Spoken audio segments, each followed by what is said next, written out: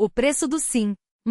O homem que acreditava em sorte. Rodrigo Alves dos Santos, 38 anos, tinha a mania de contar as coisas boas da vida como se fossem moedas guardadas no bolso. Uma promoção no banco onde trabalhava como gerente de relacionamento? Moeda de ouro. O apartamento próprio no Leblon, herdado da tia que nunca gostou dele, mas que, por ironia do destino, deixou tudo para o sobrinho problemático. 2 moedas de prata. E a mulher que, contra todas as probabilidades, tinha aceitado se casar com ele aos 35 anos, quando Rodrigo já se conformara com a solidão dos jantares para um diamante brutamente valioso. Clara não era o tipo de mulher que os amigos dele, poucos, mas leais, imaginavam ao seu lado. Enquanto Rodrigo era alto, desengonçado, com um sorriso torto e o hábito de falar demais quando nervoso, ela era o oposto, baixa de traços delicados, silenciosa como uma madrugada de domingo. Conheceram-se num curso de culinária francesa, ele por obrigação profissional, ela por prazer genuíno. Em 3 meses estavam noivos, em 6 casados. Você tem certeza? Perguntara o melhor amigo Marcelo na despedida de solteiro, enquanto Rodrigo tentava não derramar o uísque na gravata. Claro que não, responderá Rodrigo rindo. Mas é isso que torna tudo emocionante, não é? E foi emocionante. Pelo menos por um tempo. 2. O aniversário e a carta. O primeiro aniversário de casamento caiu numa sexta-feira chuvosa. Rodrigo chegou em casa com um buquê de tulipas, as favoritas de Clara, segundo ela, e uma garrafa de vinho que custará metade do seu salário. O apartamento estava escuro, iluminado apenas pelas velas que Clara acendera na mesa da sala. Havia um envelope branco sobre os pratos.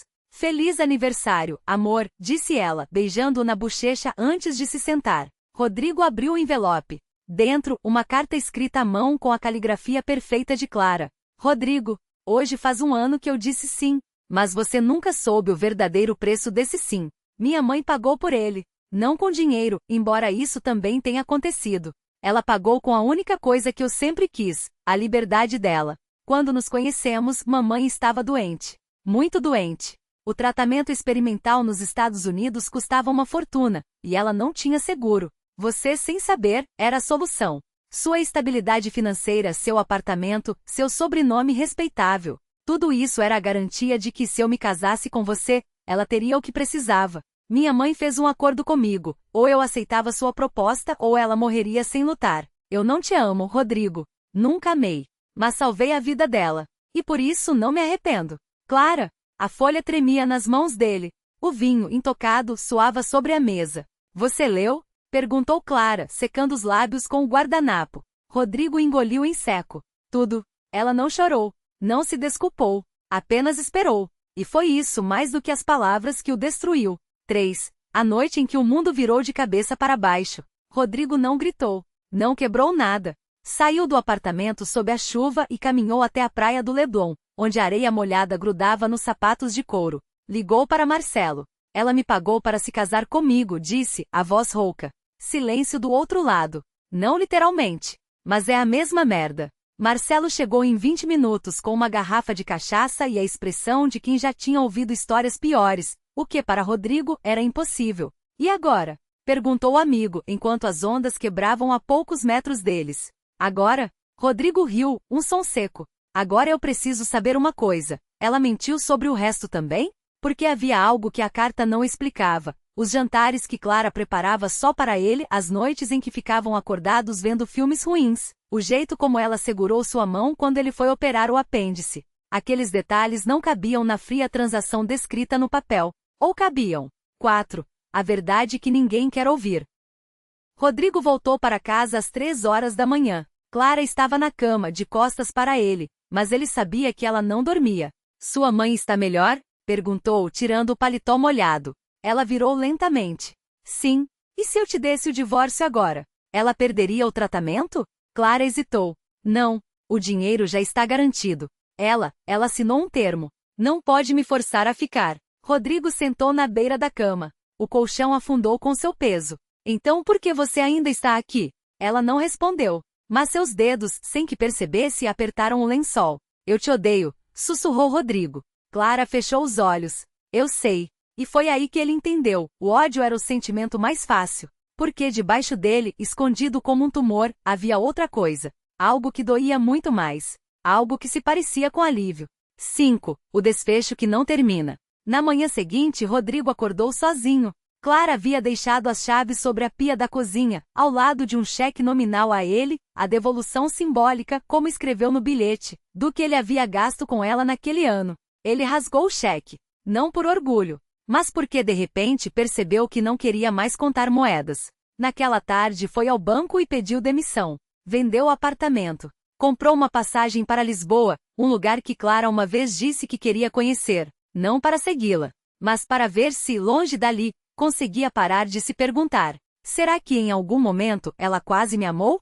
E se a resposta fosse sim, o que isso mudaria? Rodrigo nunca soube, porque algumas perguntas não têm resposta, e algumas histórias não têm fim. O silêncio entre as ondas. 3 meses depois, Rodrigo estava sentado num café minúsculo em Alfama, observando o Tejo refletir a luz fraca de novembro.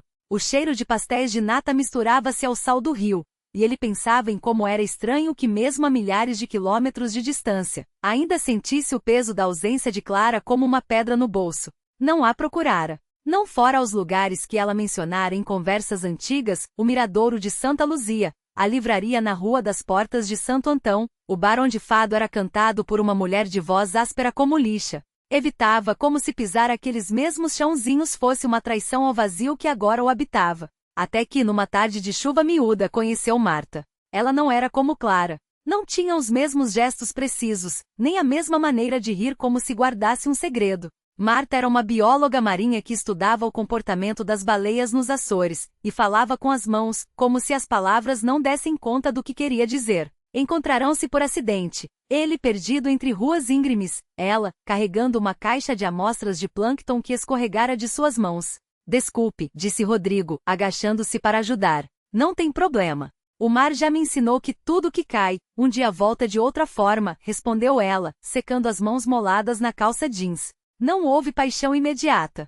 Não houve nem mesmo a sombra de um romance. Mas havia algo em Marta que o fazia lembrar de si mesmo antes de Clara. A curiosidade sem medo, a disposição para errar. Ela o convidou para uma expedição. Não como pesquisador, mas como voluntário, alguém que pudesse ajudar a registrar os sons das baleias. Rodrigo, que nunca havia pensado em baleias além de metáforas para a solidão, aceitou. O barco era pequeno, o mar era vastíssimo, e o silêncio entre eles nos primeiros dias era quase tangível. Até que numa madrugada, enquanto flutuavam em águas profundas, Marta apontou para o horizonte. Escuta. Ele não ouviu nada. Só o vento, as ondas batendo no casco. Não é com os ouvidos, ela sussurrou. É com o peito.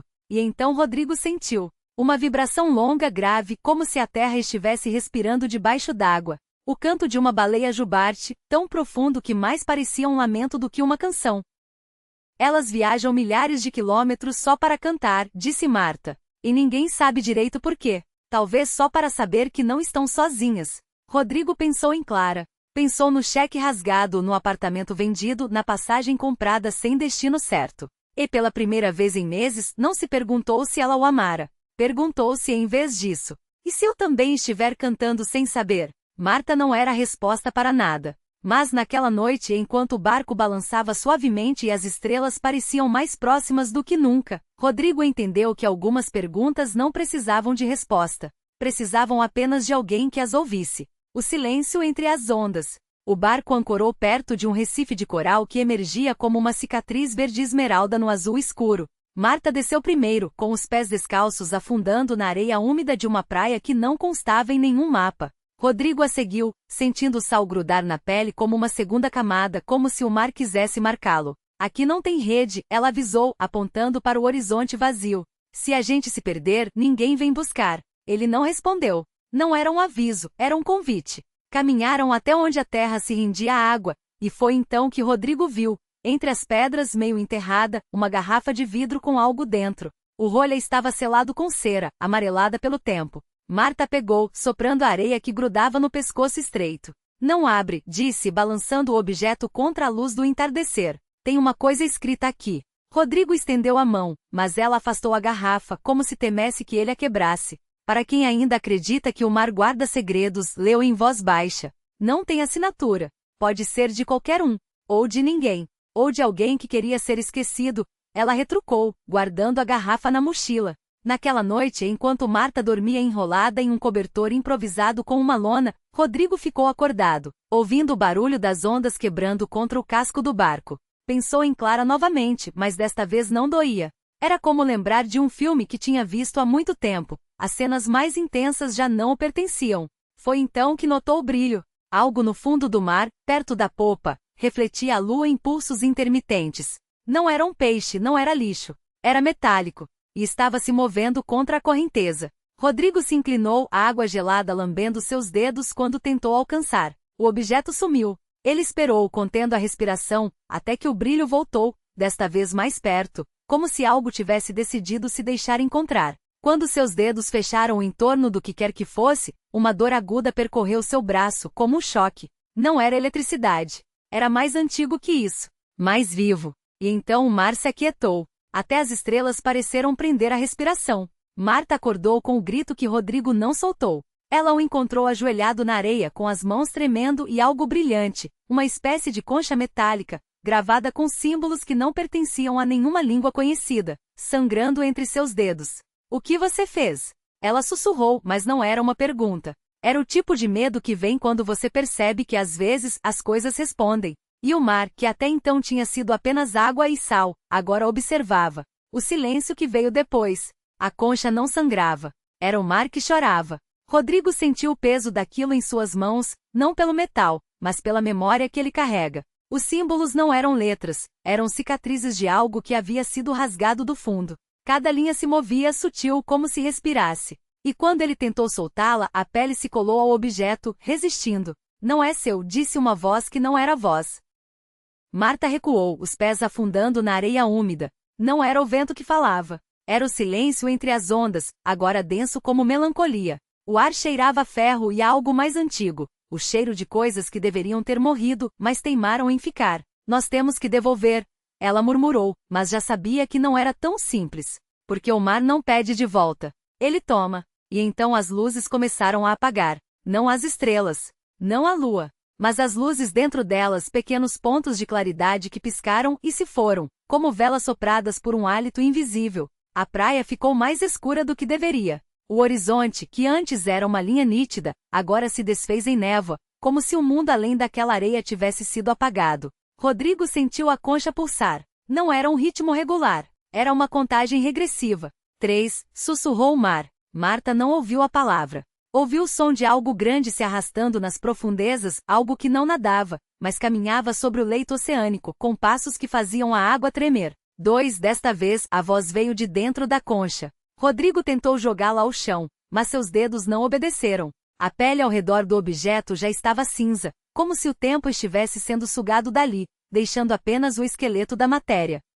O mar suspirou. E então a primeira onda chegou. Não era a água. Era a fome.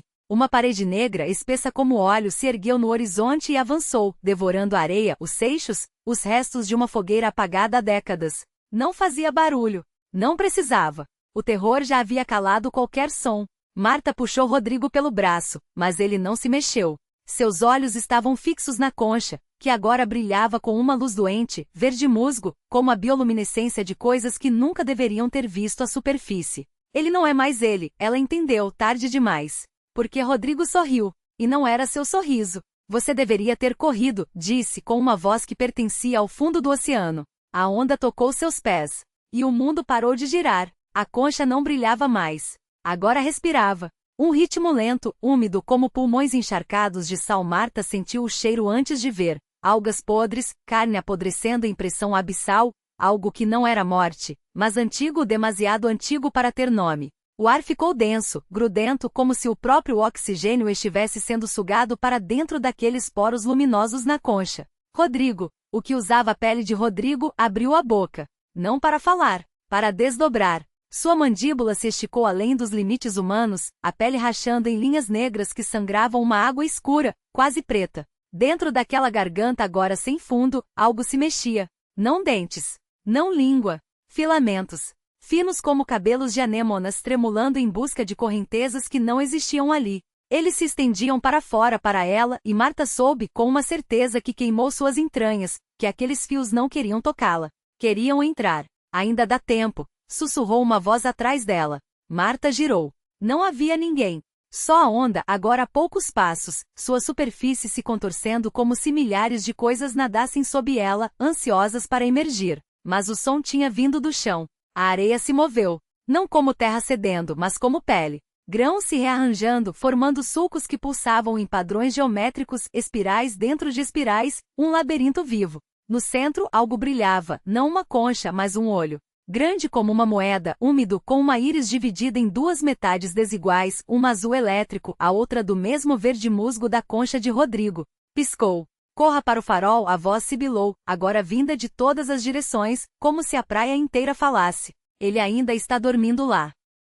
Marta não tinha ideia de quem era ele. Não queria saber. Mas quando a onda se ergueu mais alto, revelando suas entranhas, corpos semiformes, meio fundidos com membros demais e nenhum rosto, ela entendeu que não havia escolha. Correu. Os pés afundavam na areia traidora que agora tentava segurá-la, enrolando-se em seus tornozelos como raízes. A cada passo, a praia gemia. Não de dor, de fome. Marta arrancou o casaco. Por que diabos ainda estava com ele? E o jogou para trás. A areia se distraiu, devorando o tecido em segundos, e ela ganhou aqueles preciosos metros. O farol estava à frente, uma torre de pedra corroída pelo sal, sua luz apagada há anos. Mas agora algo pulsava lá dentro. Não uma lâmpada. Uma presença. Como se o ar tremesse com o peso de um suspiro contido. Ela tropeçou nos degraus de concreto lascado. A porta, antes trancada com correntes enferrujadas, estava entreaberta. Dentro, o cheiro de ozônio e algo mais canela. Doce, quente, errado naquele lugar. No chão, a voz do farol não era voz. Era um pensamento que rasgou sua mente como garras. Não olhe para cima. Marta obedeceu. Caiu de joelhos sobre tábuas podres, as mãos afundando em poças de água salgada que não deveriam estar ali. Acima dela, algo se mexeu. Não passos. Não respiração. O som de escamas raspando em pedra. Você não deveria ter vindo, disse ele, e a sala inteira vibrou com as palavras. Não era um homem. Não era uma coisa. Era um acordo que tinha sido quebrado. Sua sombra, porque era só o que ela conseguia enxergar no canto do olho, se estendia pelas paredes como tinta derramada, formando silhuetas que mudavam. Ora um polvo, ora um homem com braços demais, ora nada que pudesse ser nomeado. A onda está aqui, Marta engoliu sangue. Não sabia de onde vinha. Ela sempre esteve. A sombra se contraiu, e por um segundo Marta viu dentes no escuro. Não em uma boca. Na parede. Você trouxe ele de volta. A concha era uma chave. Rodrigo. Ou que tinha sido Rodrigo. Seu riso ecoou lá fora, úmido e cheio de bolhas. A onda batia agora contra as pedras do farol, suas criaturas se arrastando para cima, cantando. Um som que não era som, mas que fez os dentes de Marta doerem, como se estivessem tentando sair de suas gengivas. Eu não sabia. Ela gritou, e sua voz soou como a de uma criança. A ignorância é o prato favorito deles, a sombra suspirou. Mas você tem algo que eles querem. Marta olhou para as próprias mãos. Sua pele estava brilhando. Um verde fraco, quase imperceptível, como se algo dentro dela tivesse acordado quando tocou a concha. Pior, suas veias antes azuis, agora tinham linhas pretas se movendo nelas. Não como sangue. Como tinta. O que eu sou? Ela perguntou, e sua voz não era mais só sua. A sombra sorriu. Ou pelo menos, o ar ficou mais pesado, como se o sorriso estivesse lá mesmo invisível. Você é a última. A que eles não conseguiram digerir. Lá fora a onda parou de subir, porque ela tinha parado de correr.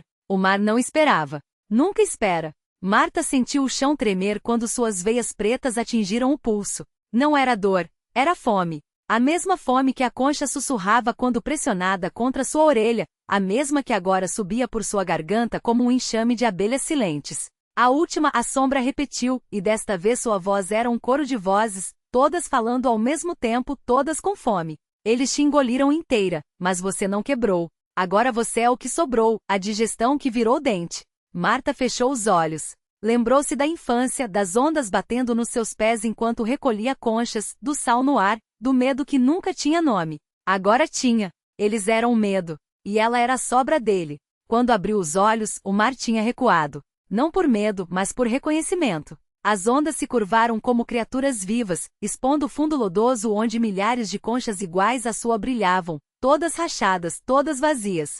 Menos uma.